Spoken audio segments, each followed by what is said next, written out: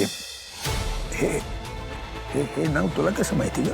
नाही, माझ्या वाचण्यात आलं होतं कुठेतरी. वाचन? पण ही बातमी तर काही कुठे. बातमी?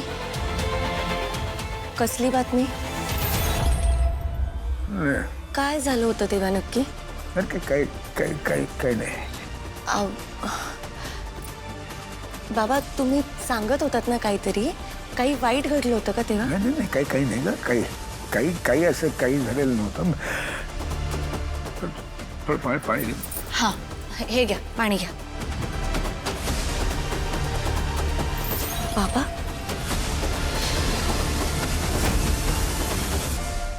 बाबा तुम्हाला त्रास होतोय का?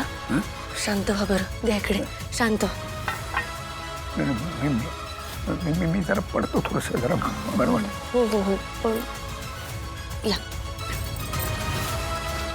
सावकाश सावकाश.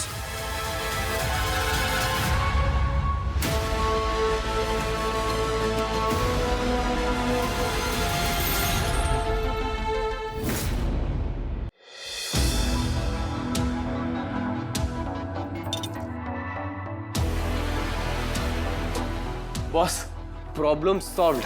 हे बघ, मी असं पार्टिशन केलंय म्हणजे आपल्या दोघांनाही अवघडल्यासारखं होणार नाही. तू इकडे झोप, मी इकडे झोपतो. हा? काय झालं? तुला अरेंजमेंट्स आवडले नाहीत का? ठीक आहे, काही प्रॉब्लेम नाही, मी झोपतो. केदार, बाबांना जेपीसी मेडिकल फॅक्टरी बद्दल काहीतरी माहिती आहे. तुला कसं कळलं? मी आत्ता बाहेर गेले तर ते झोपले नव्हते, म्हणून मी त्यांना काळजीपोटी विचारलं की काय झालं. तर ते खूप इमोशनल झाले, तुझ्याबद्दल बोलायला लागले. आणि बोलता बोलता मला असं म्हणाले की मी हारलोय, मी एका कंपनीचा मालक म्हणून हारलोय. आणि मग मी त्यांना खूप प्रश्न विचारायला सुरुवात केली की असं का बोलताय, कशाबद्दल बोलताय. इतकं की मी जेपीसी बद्दल बोलले, मी जेपीसी मेडिकल फॅक्टरी असं नाव सुद्धा घेतलं. पण त्याच्यानंतर ते खूप अस्वस्थ झाले, खूप अस्वस्थ झाले. त्यांना घाम फुटला आणि नर्वस झाले. हो. आणि काय म्हणाले? काहीच नाही, कुठल्याच प्रकारची माहिती द्यायला तयार नव्हते.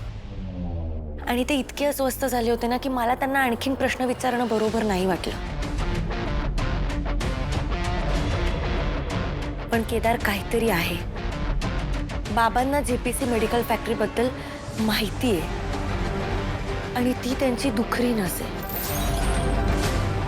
म्हणजे बघ ना, माझ्या आईचं प्रकरण, मालती आत्याच्या नवऱ्याचा मृत्यू, गुलाबने युवराजला किडनॅप करणं आणि MNN, हे सगळ्या गोष्टी एकाच ठिकाणी येऊन थांबतायत. ते म्हणजे जेपीसी मेडिकल फॅक्टरी.